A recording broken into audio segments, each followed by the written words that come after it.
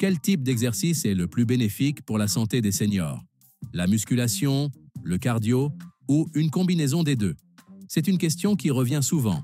Alors, dans cette vidéo, nous allons explorer les avantages de chaque approche, en particulier du point de vue des seniors. Gardez à l'esprit que toute activité physique est préférable à l'absence d'activité. Marcher, faire des exercices sur un tapis ou de la gymnastique suédoise sont de bons moyens de rester actif. Une étude de l'Université de Harvard, datant de 2012, a révélé que seulement 15 minutes d'exercice par jour peuvent réduire le risque de décès, quelle qu'en soit la cause, de 22% et même prolonger la durée de vie de 3 ans. Cependant, certains types d'exercices sont plus bénéfiques que d'autres pour les seniors. Pour déterminer quel exercice est le plus efficace, nous devons d'abord comprendre les principaux objectifs de ce groupe d'âge. Les seniors cherchent généralement à améliorer 5 domaines clés: la force, l'endurance, la souplesse, l'équilibre et la composition corporelle. Analysons chacun de ces domaines et voyons quelle méthode, la musculation ou le cardio, offre le plus d'avantages. Commençons par la force. Les muscles jouent un rôle crucial dans la qualité de vie en vieillissant. Dans une étude menée auprès de 1400 participants âgés en moyenne de 70 ans, ceux-ci ont été divisés en 4 groupes en fonction de leur masse musculaire maigre. Au bout de 12 ans, il est apparu que les personnes ayant le moins de masse musculaire avaient un risque de décès accru de 50%, tandis que celles ayant le plus de masse musculaire voyaient ce risque réduit à seulement 20%. La conclusion est claire. Plus de masse musculaire réduit considérablement le risque de décès. Cependant, on parle rarement de l'importance des différents types de fibres musculaires et de leur impact sur la longévité. Le corps humain possède 2 principaux types de fibres musculaires, les fibres de type 1 et les fibres de type 2. Les fibres de type 1 sont impliquées dans les activités d'endurance comme la marche, la station debout ou le vélo. Les fibres de type 2, quant à elles, sont responsables des mouvements rapides et dynamiques, comme se lever d'une chaise, soulever un objet au-dessus de la tête ou sprinter.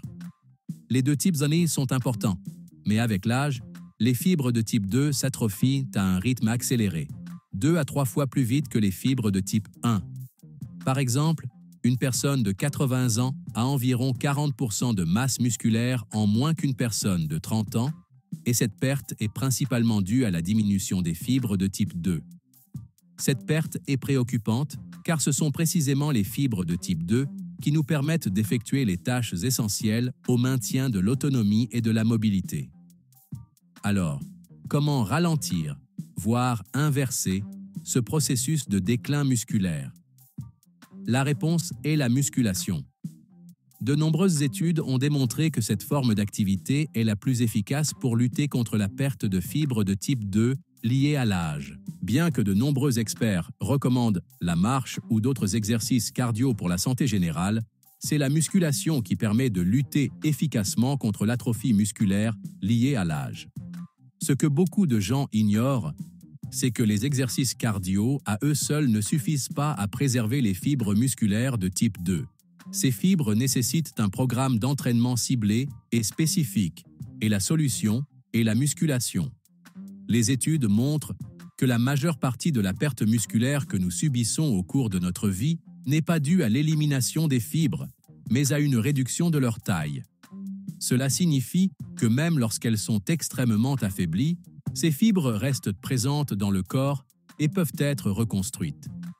Une étude menée auprès de participants âgés en moyenne de 84 ans a mis en place un programme de renforcement musculaire des jambes sur 12 semaines.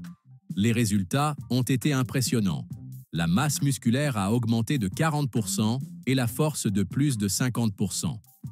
Une autre étude menée auprès de nonagénaires a montré que même à cet âge avancé, la force musculaire peut être considérablement améliorée par des exercices de musculation réguliers. Quel que soit votre âge ou vos antécédents, il est possible de retrouver et de développer la force musculaire. Maintenant que nous avons compris l'importance de la musculation pour la longévité et la qualité de vie, intéressons-nous au rôle de l'endurance, qui est également essentiel pour la santé des seniors. L'entraînement cardiovasculaire entraîne 4 adaptations fondamentales dans le corps. Premièrement, il renforce et agrandit le cœur, améliorant ainsi sa capacité à pomper le sang. Deuxièmement, il augmente le volume sanguin, ce qui permet un meilleur apport d'oxygène aux tissus. Troisièmement, il réduit la libération d'hormones de stress, rendant le corps plus résistant aux agressions environnementales. Enfin, il développe le réseau de vaisseaux sanguins, optimisant ainsi la circulation sanguine et l'apport d'oxygène aux muscles et aux organes. Il est donc clair que la musculation et le cardio sont tous deux importants pour rester en bonne santé en vieillissant. La question se pose alors, pourquoi ne pas investir massivement dans les deux? La réponse est l'interférence. Il ne s'agit pas ici d'interférence dans les compétitions sportives, mais de l'interaction entre le cardio et la musculation, qui peut affecter les progrès dans l'une ou l'autre discipline. Dans les années 1980, Robert Hickson, docteur en physiologie de l'exercice et haltérophile passionné, a observé quelque chose d'intéressant lorsqu'il s'entraînait avec John, l'un des pionniers de la recherche sur l'endurance. En combinant la course à pied régulière à son entraînement de musculation, Hickson a remarqué une diminution de sa masse musculaire, bien qu'il ait gagné en endurance. Intrigué, il a fait part de sa découverte à John, qui l'a encouragé à étudier de plus près la manière dont ces deux formes d'exercice interagissent. C'est ainsi qu'est née l'étude révolutionnaire sur l'entraînement concurrent, dans laquelle Hickson a divisé les participants en 3 groupes. Un groupe se concentrant uniquement sur la musculation, un autre uniquement sur le cardio et un troisième combinant les deux.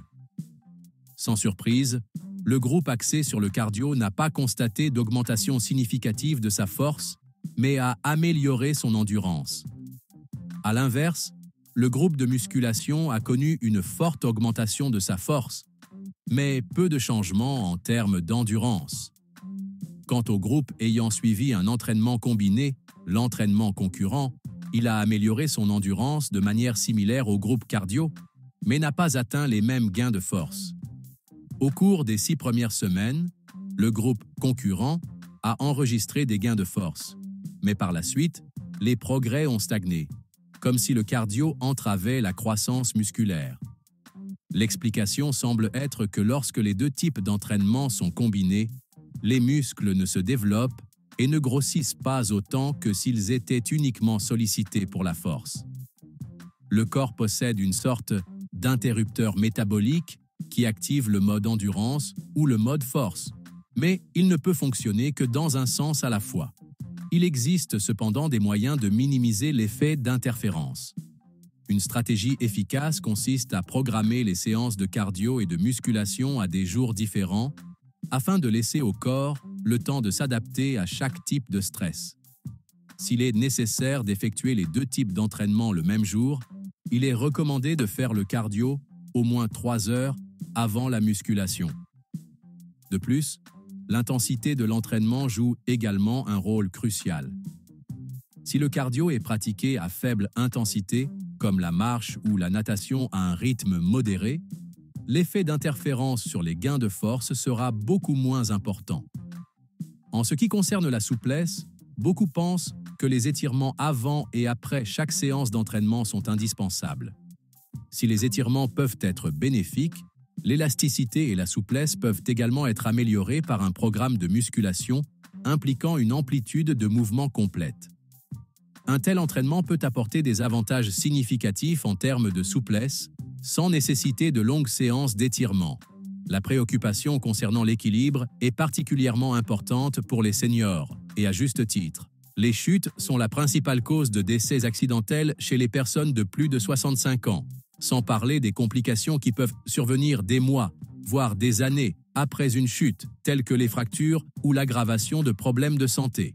Les études scientifiques montrent constamment qu'une masse musculaire plus importante réduit considérablement le risque de chute.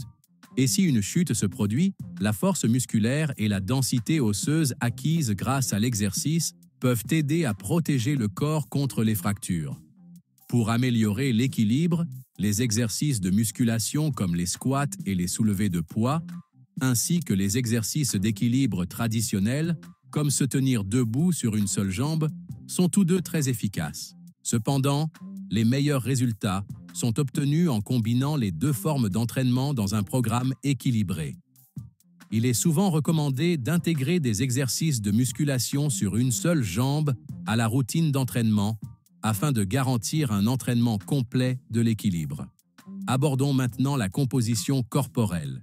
Il s'agit du rapport entre la masse musculaire et la masse grasse.